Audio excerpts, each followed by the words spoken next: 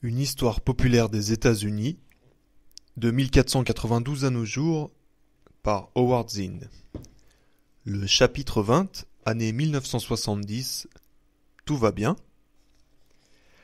Au début des années 1970, le système semblait être devenu parfaitement incontrôlable.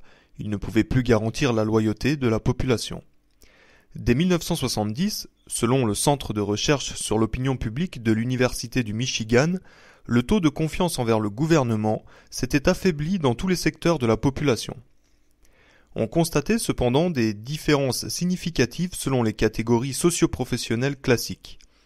Pour les professions libérales, le taux de faible confiance envers le gouvernement était de 40%. Le chiffre atteignait 66% pour la classe ouvrière. Les sondages d'opinion de 1971, après 7 années de guerre au Vietnam, révélaient une certaine réticence à venir en aide aux pays supposés être sous la menace de forces soutenues par les communistes. Même quand il s'agissait de pays membres de l'OTAN ou encore du Mexique, pourtant situés juste à la frontière méridionale du territoire américain, aucune majorité ne se dessinait en faveur d'une intervention des forces américaines. De même pour la Thaïlande, dans l'hypothèse d'une attaque communiste, seulement 12% des Blancs et 4% des Noirs étaient favorables à l'envoi de troupes. À l'été 1972, les militants pacifistes de la région de Boston manifestèrent devant le siège de la compagnie Honeywell. Les tracts distribués à cette occasion accusaient l'entreprise de produire des armes antipersonnelles utilisées au Vietnam, telle la terrible bombe à fragmentation qui avait criblé des milliers de Vietnamiens de morceaux de métal terriblement dangereux et difficiles à extraire. Environ 600 questionnaires furent remis à cette occasion aux employés de la compagnie Honeywell, leur demandant s'ils pensaient que l'entreprise devait cesser de fabriquer ces bombes. Sur les 231 réponses reçues, 131 déclaraient que Honeywell devait en cesser la fabrication, 88 qu'elle devait continuer. Les sondés étaient invités à commenter leurs réponses. La réponse négative type était « Honeywell n'est pas responsable de ce que fait le département de la Défense avec le matériel qu'il lui achète ». Réponse positive type « Comment pouvons-nous être fiers de notre travail quand il repose sur un principe parfaitement immoral ?» Le Centre de recherche sur l'opinion publique de l'Université du Michigan avait quant à lui posé la question suivante. Le gouvernement est-il aux mains de grands intérêts économiques qui travaillent pour leur seul profit ? En 1964, 26% des gens avaient répondu par l'affirmative. En 1972, ils étaient 53%. Dans un article paru dans l'American Political Science Review, Arthur H. Miller commentait ce sondage. Il montrait un mécontentement fondamental de grande envergure et un désintérêt certain pour la politique. Il ajoutait, tant les experts en sciences politiques partagent bien souvent les inquiétudes des pouvoirs en place, que ce qui est stupéfiant et d'une certaine manière inquiétant, c'est le rapide renversement d'attitude qui s'est produit dans ce domaine en seulement 6 ans. Un nombre accru d'électeurs refusaient de s'identifier comme démocrates ou républicains. 20% des personnes interrogées se revendiquaient indépendants en 1940, 34% en 1974. Les tribunaux, les juges et les jurys ne se comportaient plus comme on pouvait s'y attendre. Les jurys acquittaient les militants radicaux. Angela Davis, une communiste notoire, fut acquittée par un jury exclusivement composé de blancs. Les Black Panthers, que le gouvernement avait essayé de calomnier et de détruire par tous les moyens, furent également acquittés par les jurys dans divers procès. Un juge du Massachusetts rejeta une plainte déposée contre Sam Lovejoy, un jeune militant qui avait détruit une tour élevée par une entreprise publique en vue d'installer une centrale nucléaire. À Washington, D.C., en août 1973, un autre juge refusa de condamner 6 hommes qui avaient profité d'une visite organisée de la Maison-Blanche pour manifester contre les bombardements sur le Cambodge. Il est certain que ce sentiment général d'hostilité vis-à-vis du gouvernement trouvait son origine dans la guerre du Vietnam et ses 55 000 morts américains, dans la honte et les révélations des mensonges et des atrocités commis par le gouvernement. Pour couronner le tout, l'administration Nixon fut touchée par le scandale du Watergate, qui entraîna, en août 1974, la démission, historique parce que unique, d'un président américain, Richard Nixon. En pleine campagne présidentielle, en 1972, 5 cambrioleurs furent surpris, avec leur appareil photo et leur appareil enregistreur, en train de pénétrer par effraction dans les locaux du Comité national du Parti démocrate, situé au Watergate, à Washington. L'un de ces 5 personnages, James McCord Jr., travaillait dans l'équipe de campagne de Richard Nixon comme responsable de la sécurité du comité de réélection du président, dirigé par le secrétaire à la justice, John Mitchell. Un autre détenait un carnet sur lequel on trouva le nom de E. Howard Hunt. Domicilié à la Maison-Blanche, Hunt était l'assistant de Charles Colson, conseiller spécial du président Nixon. Les deux hommes avaient travaillé de nombreuses années pour la CIA. Hunt avait même été l'agent de la CIA dans le projet d'invasion de Cuba, la baie des Cochons, en 1961, opération à laquelle avaient également participé 3 autres des cambrioleurs du Watergate. Ainsi, grâce à l'arrestation inopinée de ces hommes par une police qui ignorait tout de leurs éminentes relations, l'information fut rendue publique avant qu'on puisse rien faire pour l'empêcher. Les cambrioleurs furent rapidement identifiés comme des relations proches d'importants responsables du comité de campagne de Nixon, de la CIA et du secrétaire à la justice de Nixon. Mitchell nia toute relation avec les cambrioleurs et Nixon au cours d'une conférence de presse tenue quelques jours plus tard, déclara que la Maison-Blanche n'était impliquée en aucune manière dans les récents événements. L'année suivante, lorsqu'un grand jury mit en accusation les 5 hommes du Watergate, Howard Hunt et J. Gordon Liddy, responsables subalternes de l'administration Nixon, craignant des poursuites judiciaires, décidèrent de parler. Ils donnèrent à la presse et au comité d'enquête mis en place par le Sénat certaines informations qui impliquaient non seulement John Mitchell, mais également Robert Haldeman et John Ehrlichman, les plus proches conseillers du président Nixon. Enfin, ils mettaient également en cause le président lui-même, au-delà du seul cas Watergate, dans toute une série d'actions illégales menées contre des opposants politiques ou des militants pacifistes. Nixon et ses conseillers mentirent autant qu'ils le purent et tentèrent de dissimuler leur implication dans toutes ces affaires. Voici les faits tels que différents témoignages les révélaient. 1. Le secrétaire à la justice, John Mitchell, gérait un fonds secret dont le budget était de l'ordre de 350 000 à 700 000 $. Ce budget était destiné à combattre le Parti démocrate en fabriquant de faux courriers, en faisant filtrer de fausses informations dans les médias et en volant des dossiers de campagne. 2.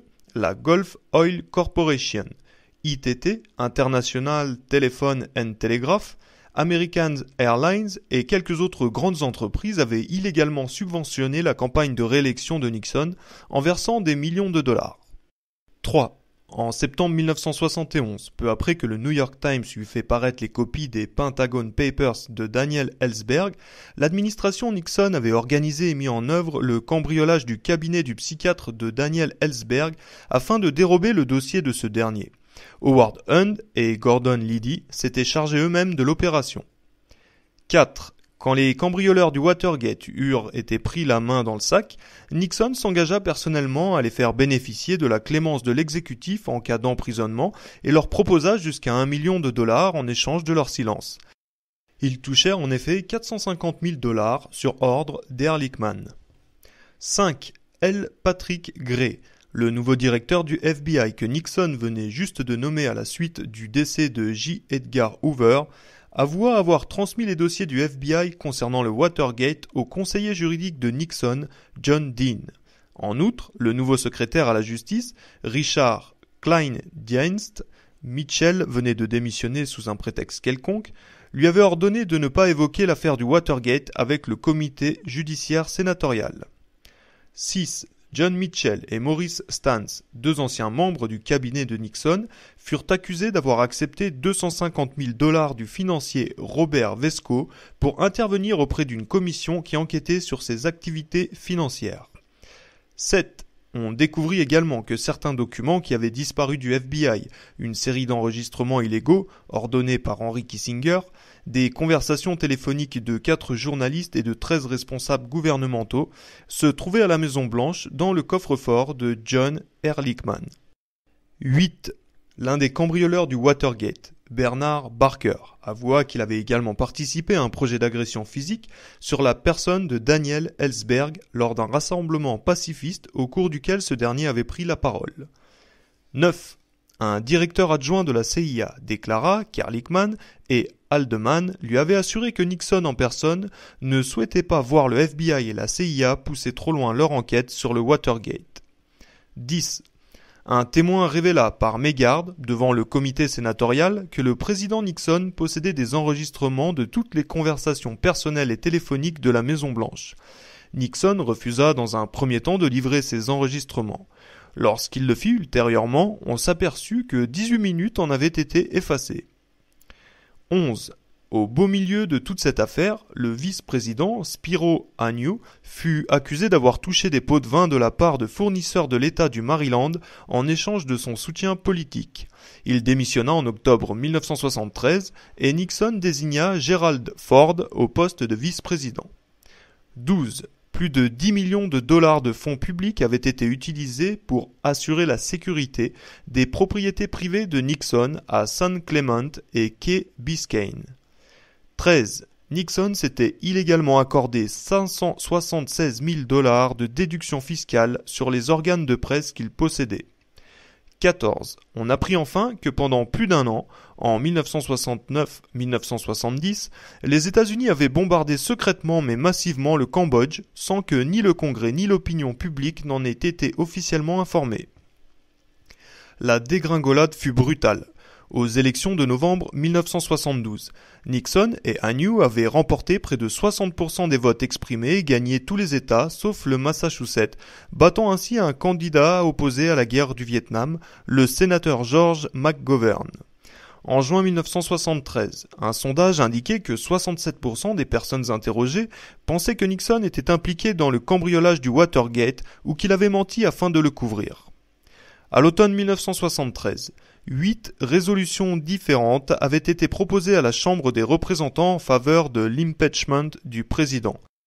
Les conseillers de Nixon l'informèrent que l'impeachment serait inévitablement voté à la majorité requise par la Chambre et que les 2/3 du Sénat requis par la Constitution pour enclencher cette procédure étaient également assurés. Le 8 août 1974, Nixon démissionnait. 6 mois avant cette démission, le magazine économique Dunn's Review publiait un sondage effectué auprès de 300 dirigeants d'entreprises, dont la quasi-totalité avait voté Nixon en 1972. Désormais, ils demandaient dans leur grande majorité la démission du président. Aujourd'hui, Wall Street se féliciterait à 90% de la démission de Nixon, déclarait un vice-président de Merrill Lynch, Government Securities. Lorsque Nixon s'exécuta, le milieu des affaires poussa un grand soupir de soulagement.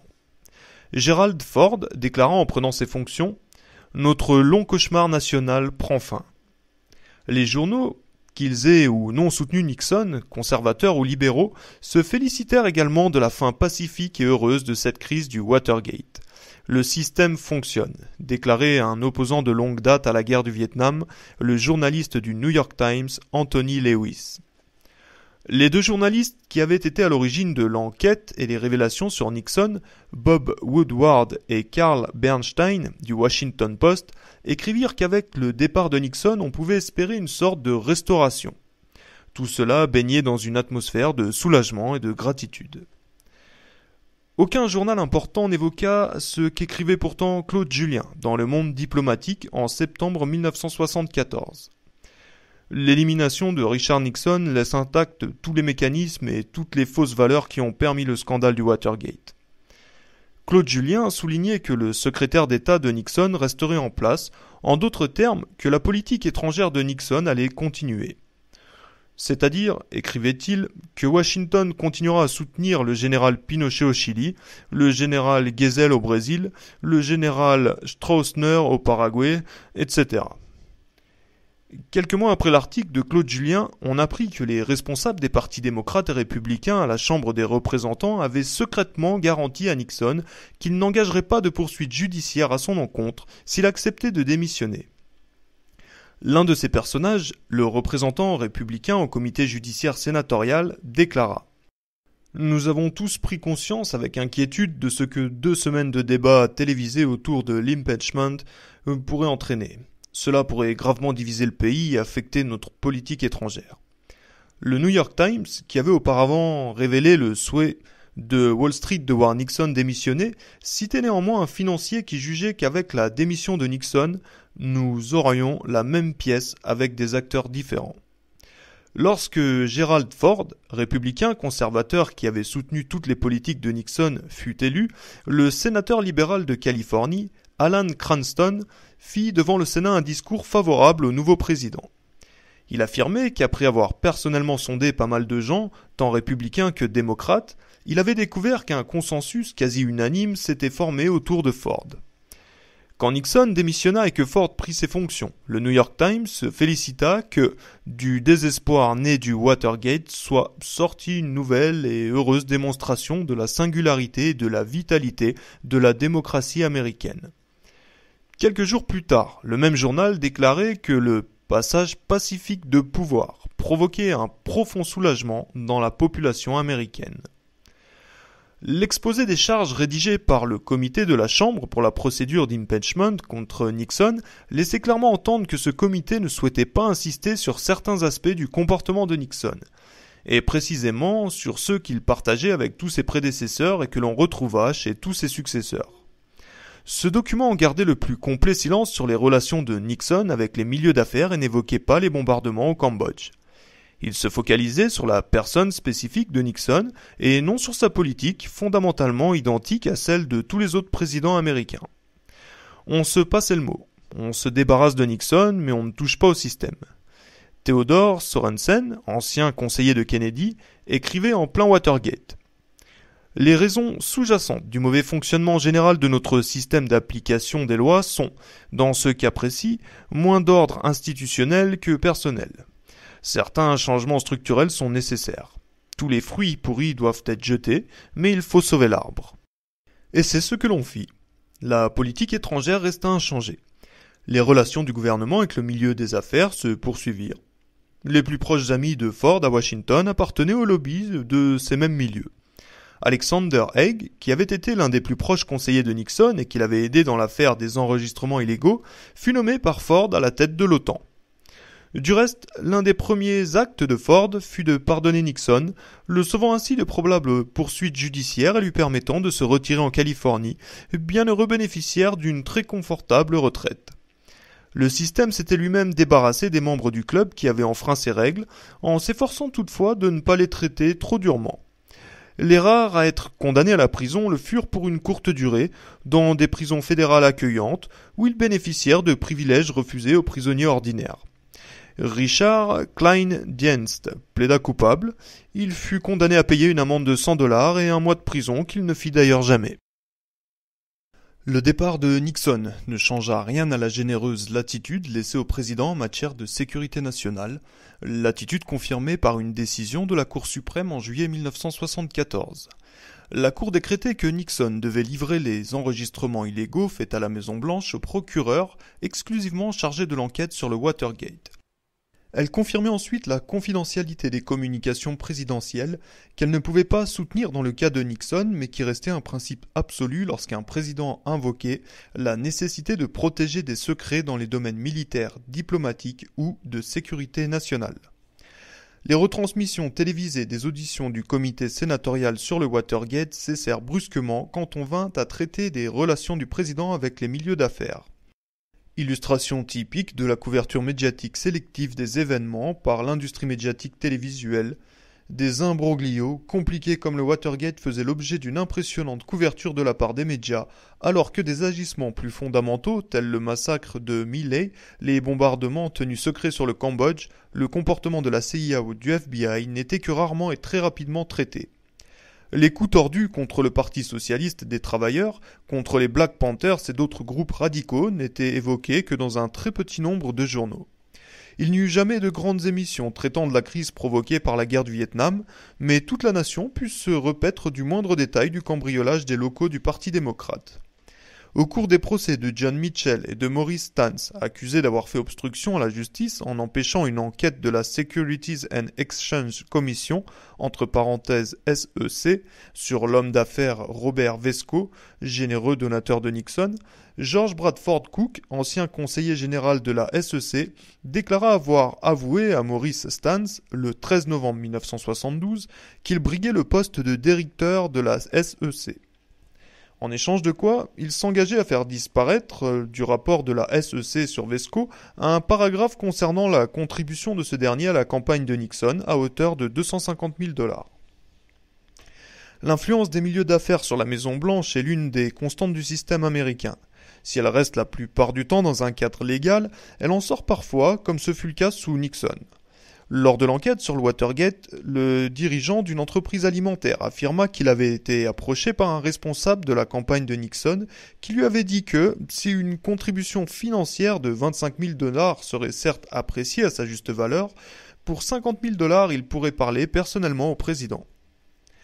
La plupart de ces entreprises versaient de l'argent aux deux partis, de manière à avoir toujours des amis dans l'administration. Chrysler demanda à ses dirigeants de soutenir le parti et le candidat de leur choix. Puis, après avoir collecté leur chèque, la direction de l'entreprise redistribua l'argent soit aux démocrates, soit aux républicains. ITT, le géant des télécommunications, versait régulièrement de l'argent aux deux partis. En 1960, la compagnie avait illégalement versé des fonds à Bobby Baker, qui travaillait pour les sénateurs démocrates parmi lesquels se trouvait Lyndon Johnson. D'après l'un des assistants de Baker, un ancien vice-président de ITT avait déclaré au cours d'une réunion du bureau exécutif de l'entreprise « Arrangez-vous pour graisser la patte des deux camps pour que nous soyons en bonne position quel que soit le gagnant. » En 1970, John McCone, un responsable de ITT, ancien directeur de la CIA, disait à Henry Kissinger, secrétaire d'État, et à Richard Helms, directeur de la CIA, que ITT souhaitait verser $1 million au gouvernement pour l'aider à renverser le gouvernement de Salvador Allende au Chili. En 1971, ITT souhaitait s'emparer de la Hartford Fire Insurance Company, d'une valeur d'1,5 milliard de dollars, ce qui constituait alors la plus importante fusion de l'histoire américaine. Le département antitrust du secrétariat à la justice engagea des poursuites contre ITT pour violation de la loi antitrust. Pour finir, ITT ne fut pas poursuivi et reçut même l'autorisation de fusionner avec Hartford. Tout s'arrangea en dehors des tribunaux et fut conclu par un accord secret au terme duquel ITT s'engageait à verser 400 000 $ au Parti républicain. Il semble bien que Richard Kleindienst, sous-secrétaire à la justice, ait rencontré une demi-douzaine de fois un dirigeant de ITT, Félix Rohatyn, et qu'il ait touché quelques mots au directeur du département antitrust, Richard McLaren, dans le but de le persuader que l'interdiction de cette fusion avec Hartford causerait de graves dommages aux actionnaires de ITT. McLaren accepta le marché et fut nommé plus tard au poste de juge fédéral. Autre sujet dont on ne parla pas dans l'exposé des charges contre Nixon, ni d'ailleurs pendant les auditions sénatoriales retransmises à la télévision, la coopération du gouvernement avec l'industrie laitière. Début 1971, le secrétaire à l'agriculture annonça que le gouvernement n'augmenterait pas ses subventions qui profitaient généralement aux gros producteurs laitiers. L'association des producteurs laitiers se mit alors à subventionner la campagne électorale de Nixon. Ses dirigeants rencontrèrent le président et le secrétaire à l'agriculture et décidèrent de verser plus d'argent encore à Nixon. Quelque temps après, le secrétaire à l'agriculture annonça qu'une nouvelle analyse de la situation imposait une augmentation sérieuse des subventions gouvernementales aux produits laitiers. Les contributions de ce secteur à la campagne approchèrent les 400 000 $. Quant à l'augmentation du prix du lait, elle entraîna, aux dépens des consommateurs, un profit de 500 millions de $ environ pour les producteurs laitiers, pour la plupart de grandes entreprises. Et quel que soit le président, Nixon, Ford ou n'importe quel démocrate ou républicain, le système fonctionnait sensiblement de la même manière. Un sous-comité sénatorial enquêtant sur le comportement des multinationales découvrit un document dont on parla peu dans la presse, dans lequel les professionnels de l'industrie pétrolière préconisaient de limiter la production afin de maintenir le prix de l'essence assez haut. En 1973, l'Aramco, entre parenthèses Arabian American Oil Corporation, dont les stocks appartenaient en partie aux Américains, 75%, et en partie à l'Arabie Saoudite, 25%, gagnaient environ $1 par baril. En 1974, ce gain était passé à 4,5$. Rien de cela ne dépendait de la personnalité installée à la présidence. Même dans la plus appliquée des enquêtes sur le Watergate, celle menée par Archibald Cox, un procureur spécial qui sera plus tard chassé de son poste par Nixon, les entreprises n'étaient guère inquiétées. American Airlines, qui reconnaissait avoir versé illégalement des fonds pour la campagne de Nixon, ne fut condamné qu'à $5,000 d'amende. Goodyear à $5,000 également. L'entreprise 3M à $3,000. Un dirigeant de Goodyear et un dirigeant de 3M furent condamnés respectivement à $1,000 et $500 d'amende. Le New York Times du 20 octobre 1973 écrivit à cette occasion: M. Cox n'a retenu contre aucun délit, celui d'avoir versé des contributions illégales.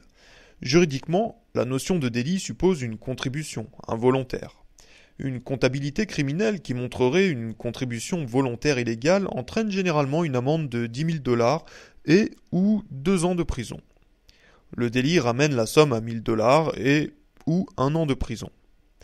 Interrogé devant le tribunal sur la question de savoir comment 2 responsables qui ont par ailleurs admis avoir versé cet argent pouvaient être reconnus l'avoir fait involontairement, M. McBride, membre de l'équipe de Cox, a répondu: « Franchement, c'est un point de droit qui me surprend autant que vous. » Une fois Gerald Ford installé à la présidence, la politique globale de l'Amérique resta inchangée. Les États-Unis persévérèrent dans le soutien au régime de Saigon tel que l'avait pratiqué Nixon, dans l'espoir, semble-t-il, que le gouvernement Thieu se maintiendrait. John Calkins, président d'un comité du Congrès en visite au Sud-Vietnam au moment de la chute de Nixon, déclara que l'armée sud-vietnamienne montrait tous les signes d'une armée efficace et décidée. L'exploration pétrolière commencera bientôt. Le tourisme peut être encouragé en assurant la sécurité des régions historiques et spectaculaires et par la construction d'un nouvel hôtel Hyatt. Le Sud-Vietnam a besoin d'investissements étrangers pour financer ses projets et bien d'autres encore. Il existe ici une importante réserve de main-d'œuvre qualifiée et pleine de talent d'un coût bien moins élevé qu'à Hong Kong, à Singapour ou même en Corée ou à Taïwan. Je pense également qu'il y a pas mal de profits à faire ici. L'alliance de Dieu et de Mammon s'est révélée attractive pour les Américains et certains autres par le passé. Le Vietnam pourrait être la prochaine vitrine du capitalisme en Asie. Au printemps 1975, tout ce qu'avaient affirmé les critiques radicales de la politique américaine au Vietnam fut confirmé, en particulier que l'absence de soutien populaire au gouvernement de Saigon éclaterait au grand jour dès le départ des troupes américaines. Une offensive des troupes nord-vietnamiennes restées dans le sud au terme de la trêve de 1973 progressa ville après ville. Mais Ford restait optimiste. Il fut finalement le dernier d'une longue liste de dirigeants et de journalistes à promettre la victoire. Le secrétaire à la Défense, McNamara, déclarait le 19 février 1963 « La victoire est proche ». Le général William Westmoreland, le 15 novembre 1967, « Je n'ai jamais été aussi optimiste au cours des 4 années que j'ai passées au Vietnam ». Le journaliste Joseph Alsop, le 1er novembre 1972, « Hanoï reconnaît être au bord de la défaite ». Le 16 avril 1975, Ford déclarait à son tour « Je suis absolument convaincu que si le Congrès vote les 722 millions de dollars d'aide militaire à la date que j'ai indiquée, le Sud-Vietnam sera en mesure de stabiliser la situation militaire au Vietnam. » 2 semaines après, le 29 avril 1975, les troupes nord-vietnamiennes entraient dans Saigon et la guerre prenait fin. La plupart des pouvoirs en place, à l'exception de Ford et de quelques autres va-t-en-guerre de son acabit, avaient depuis longtemps perdu tout espoir au sujet du Vietnam. Il leur importait avant tout d'estimer la capacité de l'opinion publique américaine à soutenir désormais d'autres interventions militaires à l'étranger. Il y avait eu, en effet, plusieurs autres raisons de s'inquiéter dans la période qui avait précédé la défaite au Vietnam. Début 1975, John C. Culver, sénateur de l'Iowa, déplorait que les Américains refusent de se battre pour la Corée. Le Vietnam a sérieusement ennui à la vitalité nationale du peuple américain, disait-il. Peu avant, le secrétaire à la Défense, James Schlesinger, avait déclaré devant le Georgetown Center for Strategic and International Studies, sur un ton plutôt mélancolique selon certains, que le monde ne craignait désormais plus la puissance américaine.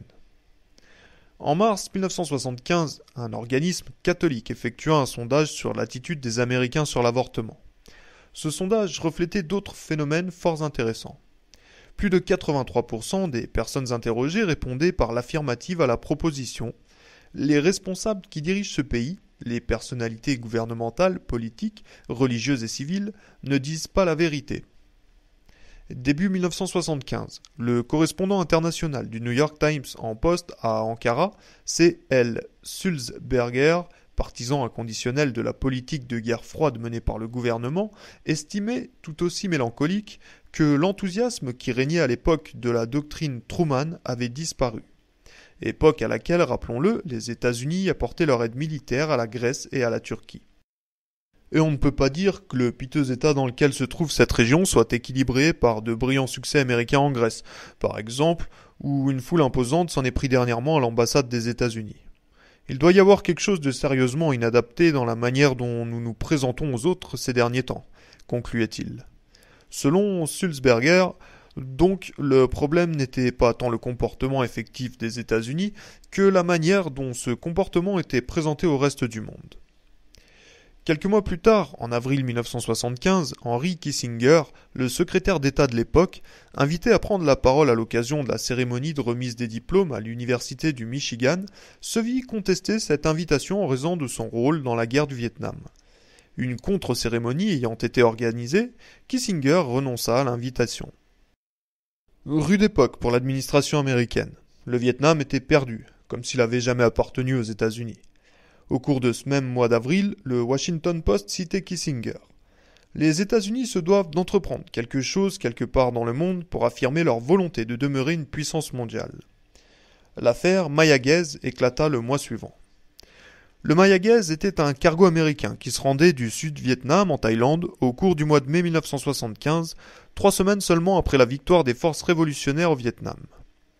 Au large d'une île cambodgienne, pays dans lequel un régime révolutionnaire venait également de prendre le pouvoir, le navire fut interpellé par des Cambodgiens et convoyé vers cette île. L'équipage fut conduit sur le continent où l'accueil, selon les marins, fut plutôt courtois.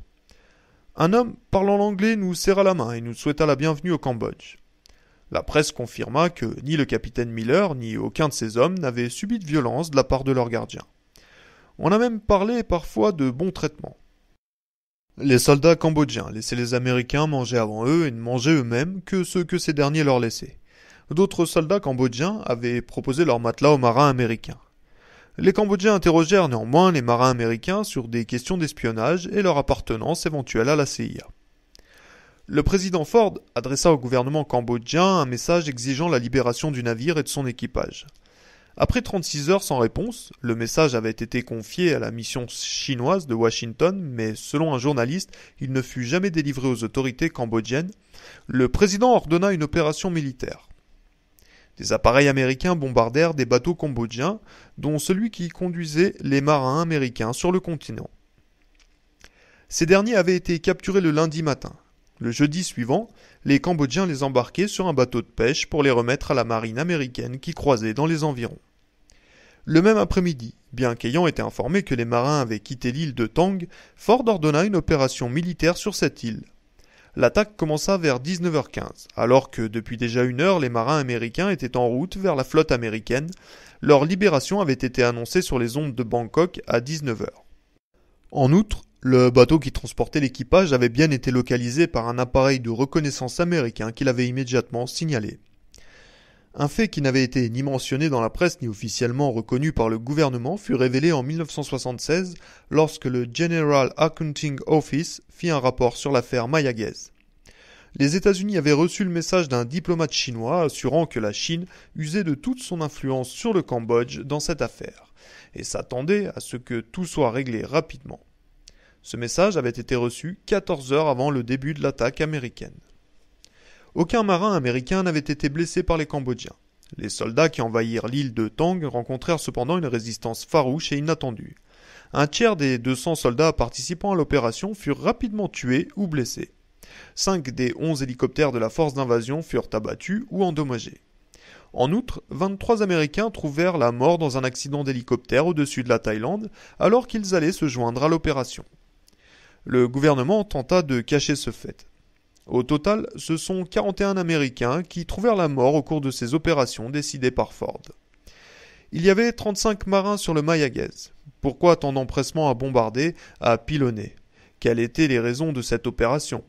Alors même que le bateau et son équipage avaient été restitués, pourquoi Gerald Ford ordonna-t-il malgré tout que l'aviation américaine bombarde le territoire cambodgien, entraînant des pertes non chiffrées dans la population? Comment pouvait-on justifier une telle combinaison d'aveuglement moral et de fureur guerrière?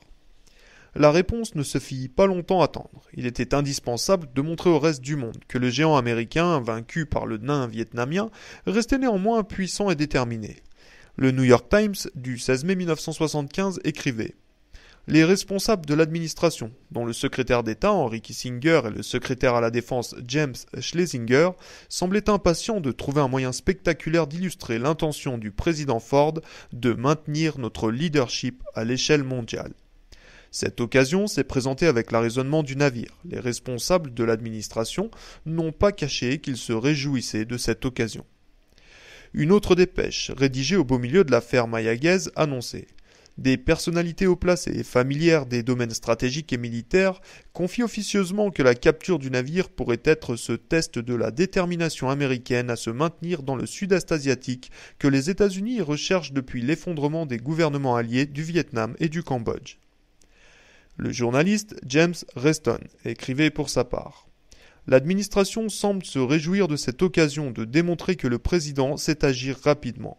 Les responsables politiques, qui étaient depuis un certain temps la cible de commentaires ironiques au sujet d'une Amérique transformée en tigre de papier, espèrent bien que l'armée a suffisamment répondu à ces railleries. On ne s'étonnera pas que Schlesinger, le secrétaire à la défense, ait parlé d'opérations parfaitement réussies, menées pour le bien-être de la société. Mais on peut se demander pourquoi le prestigieux journaliste du New York Times James Reston, critique acerbe de Nixon et du Watergate, jugea l'opération Mayagez spectaculaire et réussie. En outre, pour quelle raison le New York Times, qui avait critiqué la guerre du Vietnam, évoqua-t-il la remarquable efficacité de l'opération? En fait, il semble bien que les forces en place, républicains, démocrates, presse et télévision, aient voulu resserrer les rangs derrière Ford et Kissinger, et surtout conforter l'idée que l'autorité américaine restait puissante et stable dans le monde entier. Le Congrès de l'époque se comporta exactement comme il l'avait fait pendant les premières années de la guerre du Vietnam, c'est-à-dire en troupeau bêlant. En 1973, comme par lassitude et par dégoût de la guerre du Vietnam, le Congrès avait voté un War Powers Act qui exigeait que le président le consulte avant d'entreprendre une action militaire. Dans l'affaire Mayagez, Ford ignora ostensiblement cette loi et se contenta de demander à ses conseillers de passer quelques coups de fil à une poignée de membres du Congrès afin de les informer qu'une opération militaire était en cours. Comme l'écrivit E.F. Stone, ce journaliste franc-tireur qui publiait le E.F. Stone's Weekly, un hebdomadaire non conformiste, le Congrès s'était laissé violer aussi facilement que lors de l'affaire du golfe du Tonkin. Parmi les rares exceptions, on trouve le représentant du Massachusetts, Robert Drinan, le sénateur McGovern, adversaire de Nixon aux précédentes élections présidentielles et éternel opposant à la guerre, ainsi que Gaylord Nelson, sénateur du Wisconsin. Le sénateur Brooke posa bien quelques questions, mais le sénateur Edward Kennedy resta muet, à l'instar d'autres membres du Sénat qui, pendant la guerre du Vietnam, avaient pourtant poussé le Congrès à refuser une intensification du conflit. À cette occasion, ils prétendirent que leur mandat ne s'appliquait pas à l'opération de Mayagez. Pour sa part, Henry Kissinger déclara qu'on nous obligeait à agir ainsi. Lorsqu'on demanda à ce même Kissinger pourquoi les États-Unis risquaient la vie des marins du Mayagez en tirant sur des navires sans savoir exactement où ils se trouvaient, il répondit qu'il s'agissait d'un risque nécessaire. Kissinger déclara en outre que cet incident devait faire comprendre clairement qu'il y a des limites au-delà desquelles on ne doit pas pousser les États-Unis. Les États-Unis sont prêts à défendre leurs intérêts et le Congrès et l'opinion publique apporteront leur soutien à ces opérations. Et de fait, Même les membres du Congrès, démocrates ou républicains, qui avaient critiqué la guerre du Vietnam, semblaient désormais désireux de démontrer qu'il existait un consensus. Une semaine avant l'affaire Mayaguez et 2 semaines après la chute de Saigon, 56 élus avaient signé une déclaration affirmant qu'aucune nation ne devait interpréter les événements d'Indochine comme un échec de la volonté américaine. L'un d'entre eux, Andrew Young, était un élu noir de Géorgie. En 1975, le système se lança donc dans une entreprise complexe de consolidation, qui comprenait des opérations militaires comme l'opération Mayaguez, afin d'affirmer son autorité dans le monde et à l'intérieur des frontières. Il était également nécessaire de satisfaire une opinion publique désenchantée et de lui faire croire que le système pratiquait l'autocritique et se corrigeait de lui-même. Pour ce faire, il suffisait, comme bien souvent, de mener des enquêtes tapageuses qui condamneraient quelques boucs émissaires tout en laissant le système inchangé. Le Watergate avait nui à l'image de la CIA comme à celle du FBI. Il avait enfreint les lois qu'il s'était engagé à défendre et coopéré avec Nixon dans ses opérations de cambriolage et d'enregistrement illégaux. En 1975, des comités du Congrès enquêtèrent donc sur le FBI et la CIA. L'enquête sur la CIA révéla que l'agence était allée au-delà de sa mission originelle de renseignement et menait des opérations secrètes de toutes sortes. On apprit par exemple qu'elle avait, dans les années 1950, administré à des citoyens américains, à leur insu, du LSD pour en tester les effets. Un scientifique américain en prit sans le savoir une telle dose qu'il tomba de la fenêtre d'un hôtel de New York et s'écrasa sur le sol. La CIA avait également été impliquée dans des projets d'assassinat contre Castro à Cuba et contre d'autres chefs d'État. Elle avait également introduit en 1971 le virus de la fièvre porcine à Cuba, provoquant l'abattage de 500 000 porcs. On apprit également que la CIA, en coopération avec un comité secret de 40 personnalités dirigées par Kissinger, avait fait en sorte de déstabiliser le gouvernement chilien de Salvador Allende, dirigeant marxiste élu au terme d'une des rares élections démocratiques d'Amérique latine. ITT, qui possédait d'importants intérêts à Cuba, joua également un rôle dans cette opération. Quand David Popper, ambassadeur des États-Unis auprès de la junte militaire chilienne, qui, avec l'aide des Américains, avait renversé Allende, déclara en 1974 que cette dernière violait les droits de l'homme, il fut rappelé à l'ordre par Kissinger. Dites à Popper d'arrêter de lire des sciences politiques. L'enquête sur le FBI révéla pour sa part de nombreuses années d'opérations illégales destinées à miner et à détruire les mouvements radicaux et les groupes de gauche de toutes sortes. Le FBI avait fabriqué de fausses correspondances, commis de nombreux cambriolages. Le bureau en avoua 92 entre 1960 et 1966, ouvert illégalement du courrier et, semble-t-il, participé à un projet d'assassinat du leader des Black Panthers, Fred Hampton. Des informations d'importance furent donc révélées au cours de cette enquête, dont les résultats furent contrôlés et accompagnés d'un traitement médiatique, une couverture de presse et télévisuelle plus que modeste et d'épais rapports réservés à un public restreint, destinés à donner l'impression d'une société honnête cherchant à s'amender. Les enquêtes elles-mêmes révélèrent le peu d'empressement du gouvernement à se lancer dans une telle démarche. Le comité Church, mis en place par le Sénat, mena ses enquêtes en collaboration avec les organisations sur lesquelles il enquêtait et alla jusqu'à soumettre ses conclusions sur la CIA à la CIA elle-même pour vérifier s'il ne s'y trouvait pas des documents que la CIA ne voulait pas rendre publics. Il est donc impossible de savoir ce que le rapport contenait véritablement à l'origine. Si le comité Pike, mis en place par la Chambre des représentants, ne passa pas le même genre d'accord avec la CIA ou le FBI, le rapport final fut classé confidentiel par la Chambre. Quand il fut tout de même partiellement rendu public dans le Village Voice de New York par Daniel Schorr, journaliste à CBS, aucun des grands journaux nationaux ne relaya ces informations. Schorr fut ensuite suspendu par CBS. Exemple supplémentaire de la connivence entre certains médias et le gouvernement lorsqu'il s'agit de sécurité nationale. Le comité Church révéla un mode de pensée intéressant lorsqu'il se pencha sur les tentatives d'assassinat contre Castro et d'autres dirigeants étrangers.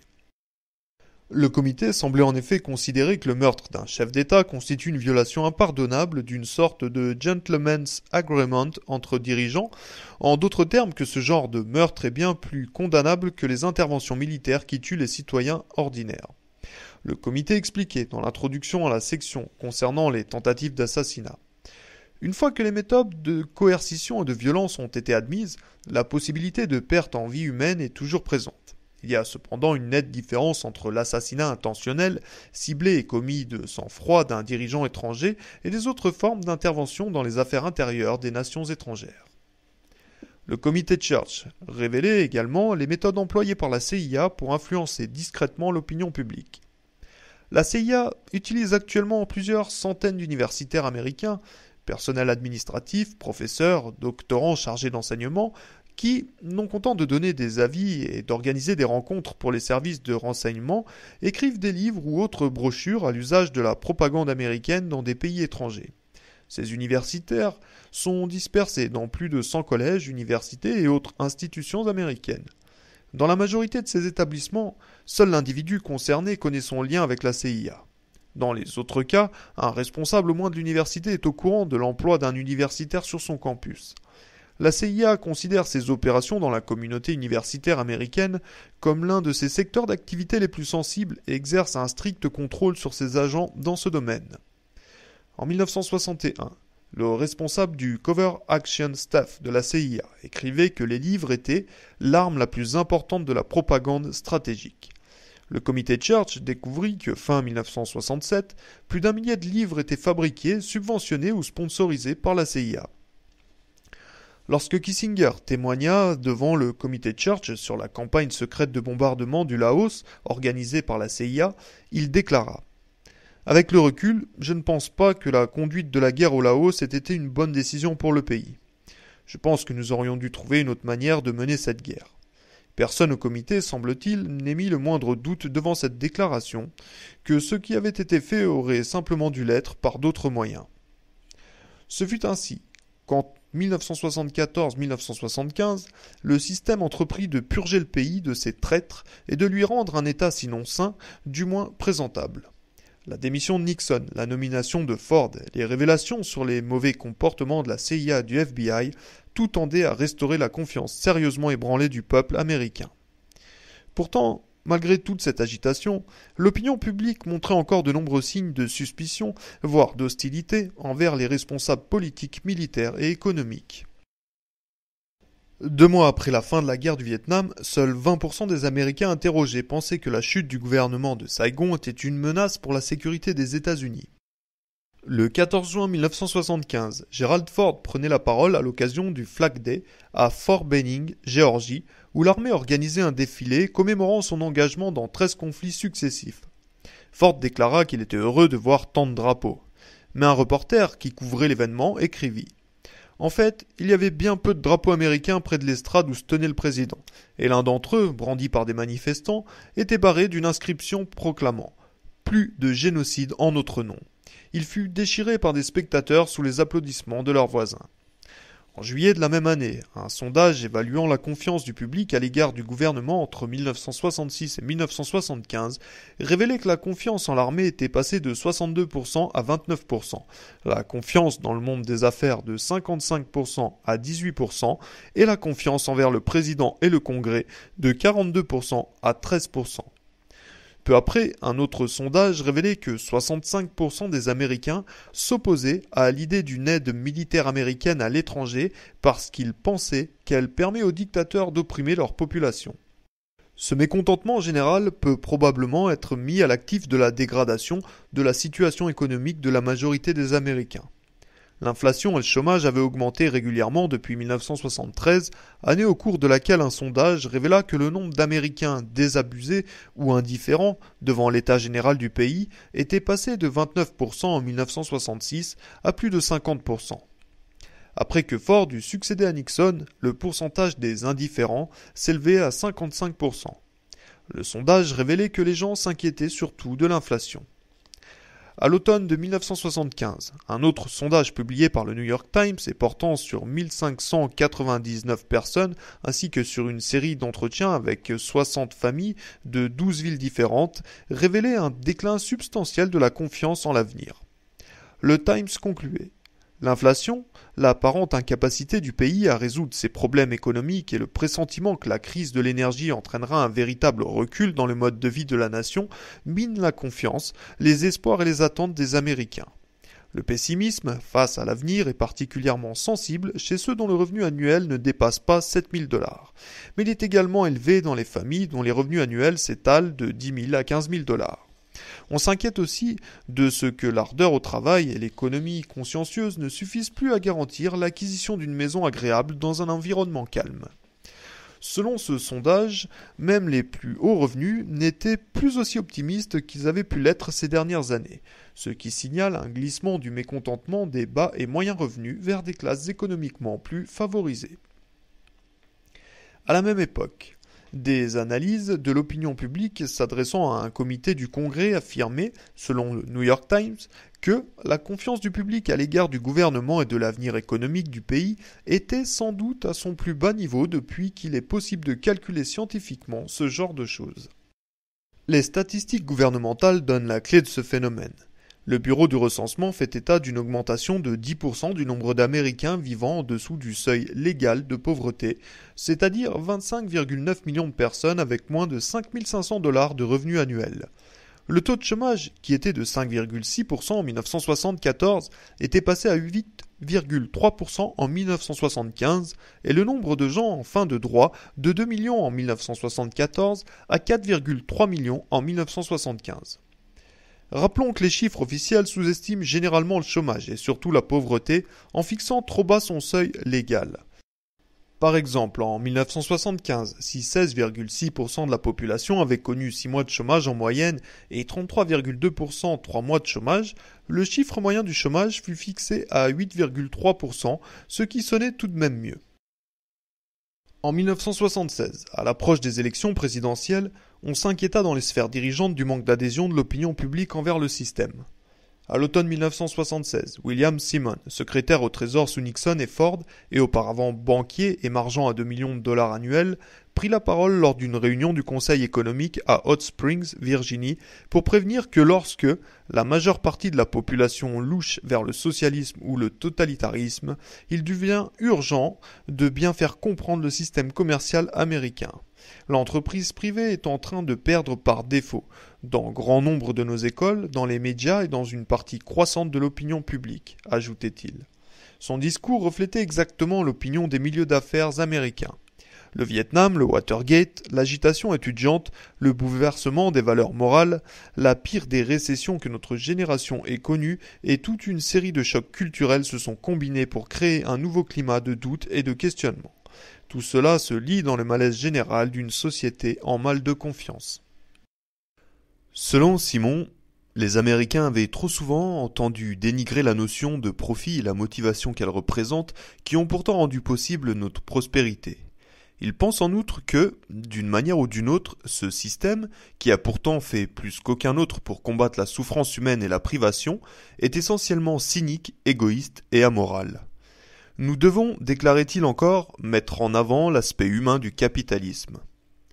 En 1976, alors que les États-Unis se préparaient à célébrer le bicentenaire de la déclaration d'indépendance, un groupe d'intellectuels et de responsables politiques du Japon, des États-Unis et d'Europe de l'Ouest se réunit pour former la Commission trilatérale. Cette commission publia un rapport intitulé « La gouvernance des démocraties ». Samuel Huntington, professeur de sciences politiques à Harvard et consultant régulier auprès de la Maison-Blanche pour la guerre du Vietnam, rédigea la partie du rapport consacrée aux États-Unis. Il l'intitula « Le vernis démocratique » et introduisait la question dont il allait discuter en ces termes. Les années 1960 ont été l'occasion d'une spectaculaire expression de ferveur démocratique en Amérique. Dans les années 1960, écrivait Huntington, on avait assisté à un sursaut de participation citoyenne sous la forme de défilés, de manifestations, de mouvements protestataires et de causes à défendre. Il se produisit également une nette prise de conscience de la part des Noirs, des Indiens, des Chicanos, des groupes ethniques blancs, des étudiants, des femmes, bref, de tous ceux qui se sont mobilisés et ont inventé de nouvelles manières de militer. On avait pu assister également à une croissance remarquable du syndicalisme dans le secteur tertiaire et tout cela s'était combiné en une réaffirmation du principe d'égalité en tant qu'horizon de la vie sociale, économique et politique. Huntington notait les signes du déclin de l'autorité gouvernementale. Les exigences d'égalité des années 1960 avaient eu des conséquences sur le budget fédéral américain.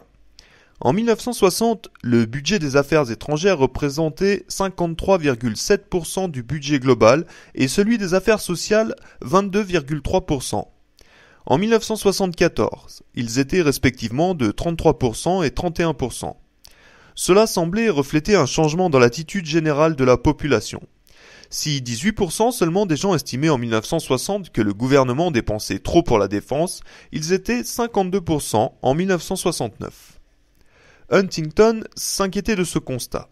Le moteur du sursaut démocratique des années 1960 était le défi général lancé au système d'autorité établi, qu'ils fussent publics ou privés. Sous une forme ou une autre, ce défi s'est manifesté contre la famille, l'université, le monde des affaires, les institutions publiques ou privées, la politique, la bureaucratie gouvernementale et l'armée. Les gens n'éprouvaient plus le besoin d'obéir à ceux qu'ils considéraient auparavant comme supérieurs à eux en âge, rang, statut, connaissance, caractère ou talent. Tout cela, affirmait Huntington, avait posé quelques problèmes en termes de gouvernance des démocraties dans les années 1970. Par-dessus tout, il y avait eu ce déclin de l'autorité présidentielle. Or, si quelqu'un gouvernait les États-Unis depuis la Seconde Guerre mondiale, c'était bien le président, agissant avec le soutien et la coopération de groupes ou d'individus indispensables à la bonne marche de l'exécutif, de l'administration fédérale, du Congrès et, plus important encore, du monde des affaires, des banques, des conseils juridiques, des médias qui composent le versant privé des pouvoirs en place.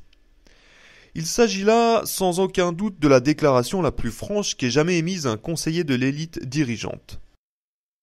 Huntington ajoutait que, pour gagner les élections, un président devait s'assurer le soutien d'une large coalition.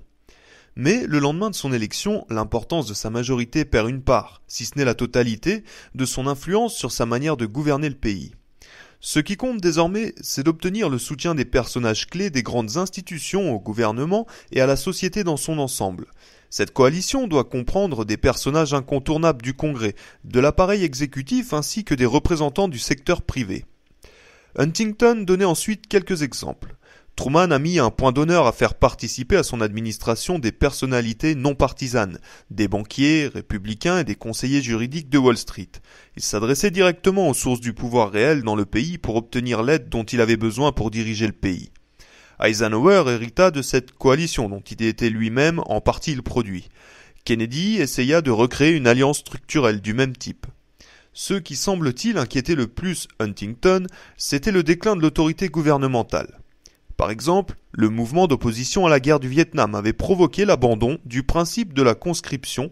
La question se pose alors nécessairement de savoir si, en cas de nouvelles menaces planant sur la sécurité nationale, et cela se produira immanquablement, le gouvernement pourrait disposer de l'autorité suffisante pour exiger les moyens et les sacrifices nécessaires pour y faire face.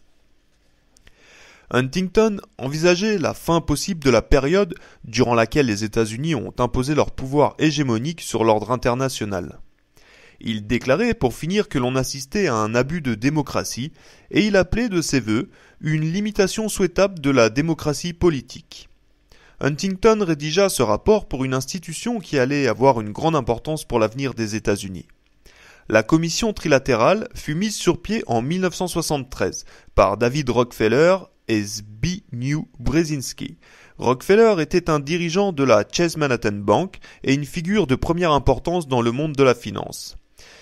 Brzezinski, professeur à la Columbia University et spécialiste des relations internationales, était également consultant auprès du secrétariat d'État américain. Robert Manning écrivit dans le Far Eastern Economic Review du 25 mars 1977 que l'initiative de la commission revenait entièrement à Rockefeller.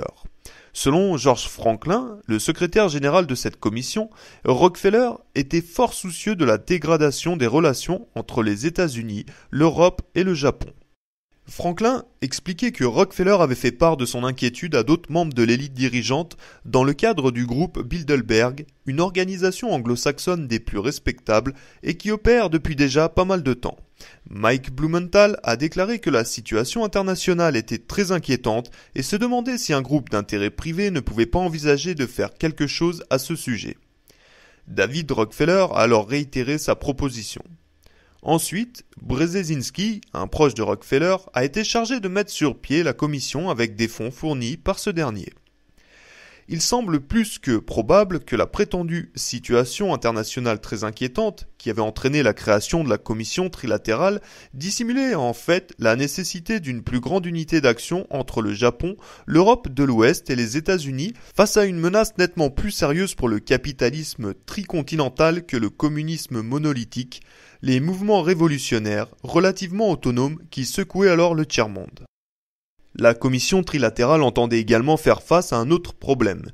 Dès 1967, George Ball, directeur de Lehman Brothers, une banque d'investissement très importante et jadis secrétaire aux affaires économiques dans l'administration Kennedy, annonçait aux membres de la Chambre internationale de commerce. Au cours des 20 années qui ont suivi la guerre, nous avons dû admettre, du moins dans les actes, si ce n'est dans nos discours, que les frontières politiques des États-nations sont trop étroites et contraignantes pour satisfaire aux objectifs et aux activités du commerce moderne.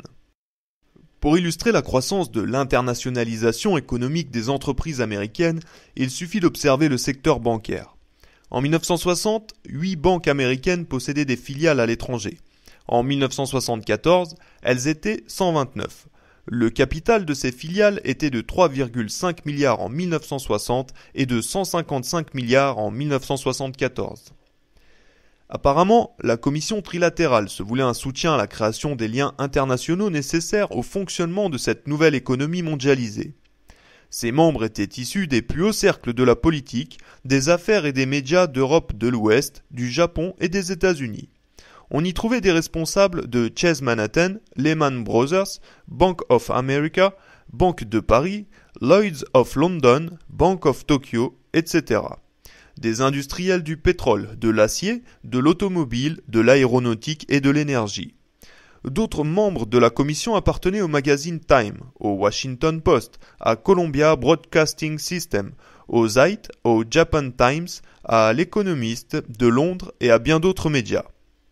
L'année 1976 ne fut pas seulement marquée par les élections présidentielles, ce fut également l'année tant attendue du bicentenaire de l'indépendance. De nombreux événements triomphalement annoncés dans les médias devaient avoir lieu dans tout le pays. La quantité d'énergie dépensée à cette occasion laisse penser que la commémoration était considérée comme un moyen de restaurer un certain patriotisme américain en convoquant les symboles historiques susceptibles de réconcilier le peuple avec le gouvernement et de faire oublier l'atmosphère survoltée du passé proche. Le bicentenaire de l'indépendance n'atteignit pas, semble-t-il, son objectif. Lorsque le 200e anniversaire de la Tea Party fut célébré à Boston, une énorme foule se rassembla. Mais au lieu de participer aux festivités officielles, la plupart des gens se rendirent à la contre-célébration, dite bicentenaire du peuple, au cours de laquelle des bidons étiquetés Gulf Oil et Exxon furent jetés dans le port de Boston en signe de refus de la prééminence du monde des affaires dans la société américaine.